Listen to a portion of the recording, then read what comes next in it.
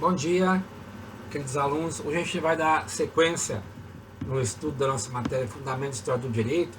A gente vai abordar um ramo do direito bastante útil para que vocês possam compreender, principalmente, áreas do direito, por exemplo, o direito civil, o direito penal, que remontam, vamos dizer assim, a tempos antigos. Né? E eu vou começar a perceber a identidade que existe entre esses ramos do direito tão importantes hoje e o direito romano. Então, primeiro ponto importante, por que estudar a história de Roma e o direito romano?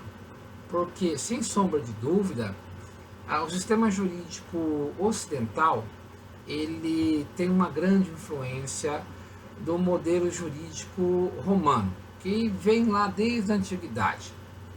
Até porque, se a gente fosse lembrar um pouco, né, das nossas aulas de geografia, a gente vai lembrar que o Império Romano, basicamente, ele chegou a ter um território, vamos dizer assim, continental, ocupando basicamente toda a Europa ocidental, uma parte, né, do norte da África, com algumas dominações ali, no Oriente Próximo, né, principalmente. Então a gente vai perceber que existe uma referência muito importante, tá, do direito romano dentro dos ramos do direito que foram se desenvolvendo e até hoje se desenvolvem no Ocidente, principalmente. Ok? Então, inicialmente, a gente ressalta aqui a importância de estudar a história de Roma, as suas principais características, para a gente poder entender como que esse sistema jurídico ele vai se desenvolvendo ao longo do tempo. Ok? Então vamos começar? Muito bem. O material que vocês têm disponível, ele é de grande valia. Ele traz, ainda que de uma forma muito resumida, mas nada que deixe escapar qualquer detalhe importante para que vocês possam entender como que esse sistema jurídico foi se desenvolvendo. Inicialmente, aqui no capítulo 2.1 do nosso estudo, né, que começa ali na unidade 2, aborda o surgimento de Roma, que se deu principalmente ali pela ocupação da Península Itálica, que a gente conhece hoje como o Estado italiano, por vários povos, os latinos, né, outros povos que vieram, por exemplo, do Oriente, até por parte dos gregos, mas principalmente pelos sabinos e pelos etruscos. Então, a fundação de Roma, ela não tem assim uma comprovação, tá, de quando que foi a fundação de Roma inicialmente, tá? Existem relatos, documentos que foram, né, resgatados, manuscritos, mas o que se sabe é que essa ocupação ela vai acontecer, principalmente tendo ali dois povos que acabaram por ocupar inicialmente aquelas terras, né, e passaram então a impor ali o seu sistema político e formar uma sociedade que a gente vai ver aqui ao longo do tempo que ela vai perdurar durante quase todo o tempo do Império Romano e também vai repercutir em como o sistema jurídico vai ser montado, ok?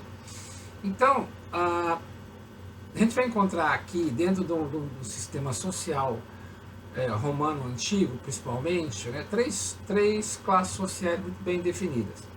Os patrícios, que eram considerados como descendentes, ou até mesmo, né, pertencentes às famílias dos fundadores de Roma.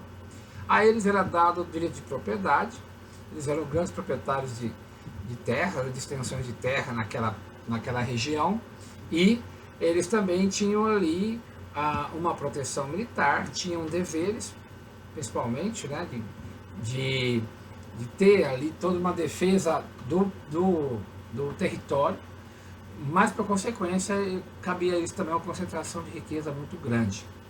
Eles tinham um poder político muito forte e também deveriam, em decorrência disso, de ter ali principalmente, né, a propriedade dentro do seu domínio, também o dever de pagar tributos, tá? Então a gente tinha os patrícios, né, que eram aquelas pessoas ou aquelas famílias, né, que eram descendentes dos fundadores, dos sabinos e dos etruscos. Muito bem.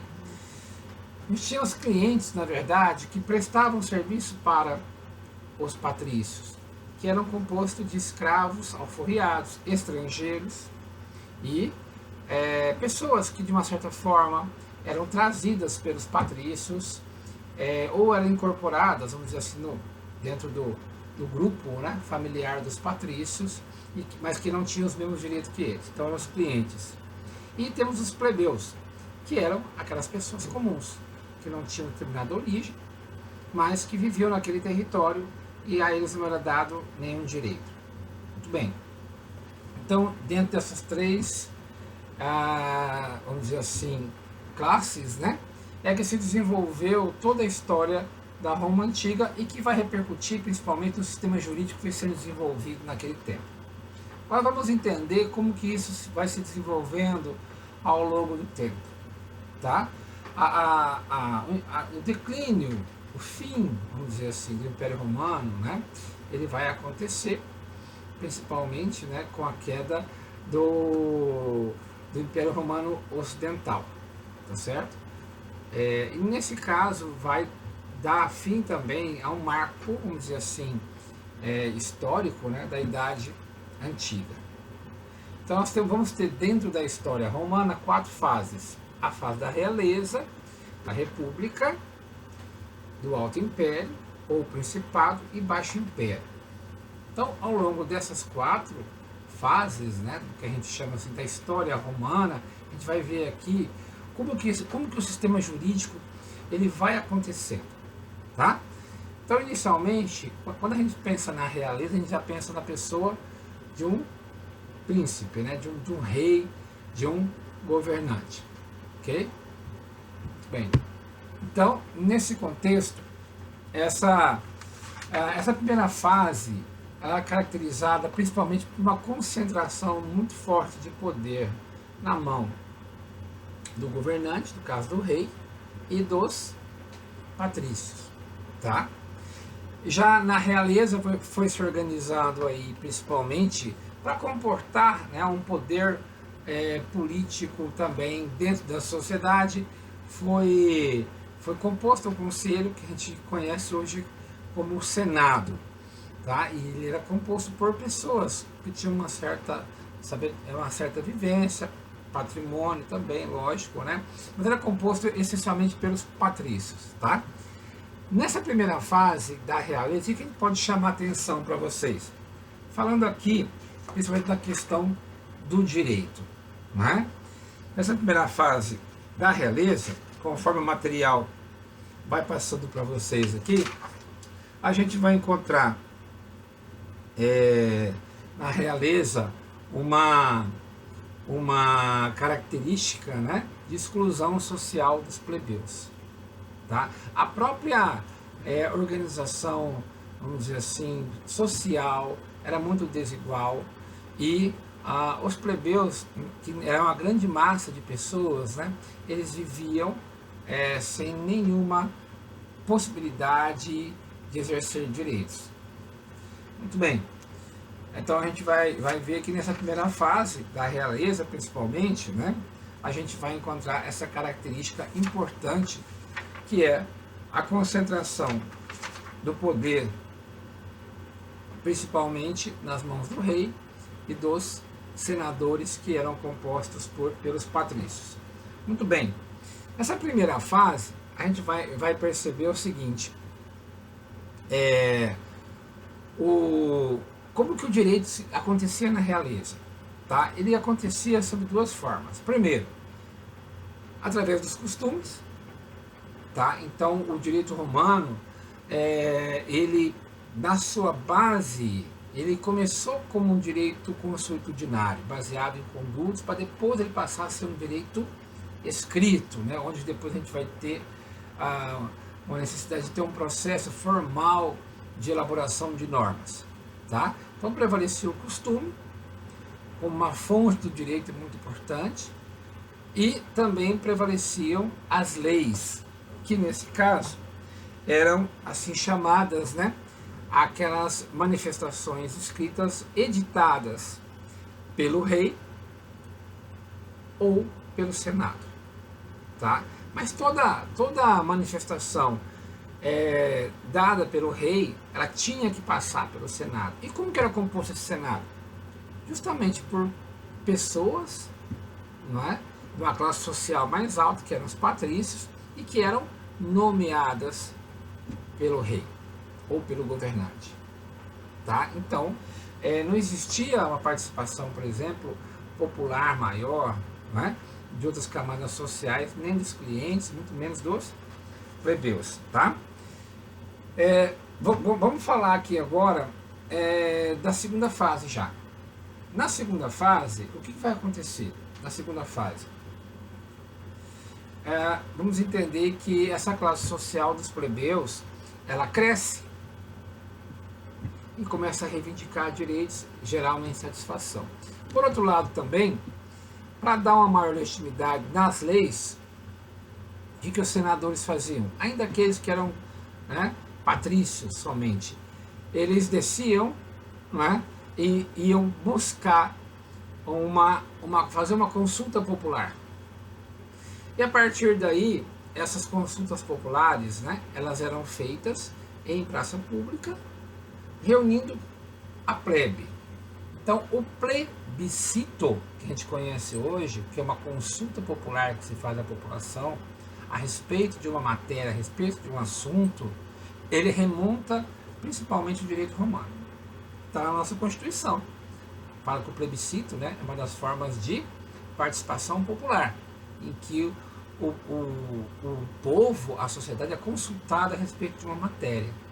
Então, os senadores, né, eles reuniam os plebeus dentro de um plebiscito, ou seja, de uma reunião, e ali eles escolhiam, os plebeus escolhiam uma pessoa para falar em nome deles, que eram os tribunos. Então começa a ter uma participação, né? Vamos ouvir os plebeus, e os plebeus depois mandavam um representante para ir debater lá no Senado aquilo que eles entendiam que era adequado ou não naquilo que foi discutido em praça pública, tá? Então nessa segunda fase começa a ter uma maior participação, né, dos plebeus, da plebe, né? E por consequência começa a ter o quê? Uma alteração nas leis que existiam naquela localidade, né, que não contemplavam os plebeus ou que julgavam os plebeus com muito mais rigor. Então os tribunos começavam a questionar.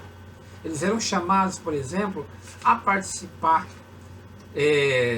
das discussões do Senado em nome dos plebeus. Então se fazia um plebiscito, né, e daquele plebiscito ia uma pessoa lá no Senado representando a plebe numa discussão de uma lei que está sendo proposta, né, por um senador, ou até mesmo que foi editada, outorgada pelo rei e que o Senado deveria ou não aprovar.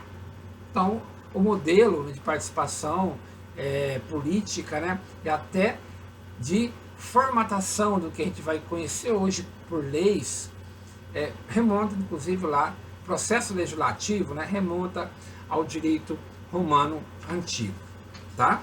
Nesse tempo aqui, na República, então, surge, tá, outras fontes do direito, principalmente, né, que vai ver aqui no material de vocês, então, que a gente vai ter, vai encontrar aqui os costumes, que continuam sendo uma fonte importante, mas vai perdendo força, porque vai sendo substituído por normas escritas, que são as leis, tá? As leis escritas. A gente vai ter também o plebiscito, porque aquelas situações, por exemplo, que eram de interesse dos plebeus, eram decididas pelos plebeus no plebiscito e levado para o Senado através do seu tribuno, tá? Então o plebiscito também surge como uma fonte importante para a elaboração das normas jurídicas naquela época. E também vai surgir aqui importante papel daquelas pessoas que já tinham domínio, já tinham conhecimento das normas jurídicas e passavam a fazer uma manifestação, dar um parecer sobre aquela situação, de forma favorável ou não. Então começou a surgir a figura aqui, né, do que a gente conhece hoje, da jurisprudência, ou seja, do direito dado por um prudente, por alguém que detinha um conhecimento sobre isso. Ok? Então agora a gente vai encerrar esse vídeo, para depois a gente continuar, a gente vai falar sobre as demais fases aí da Roma Antiga, e principalmente com enfoque jurídico.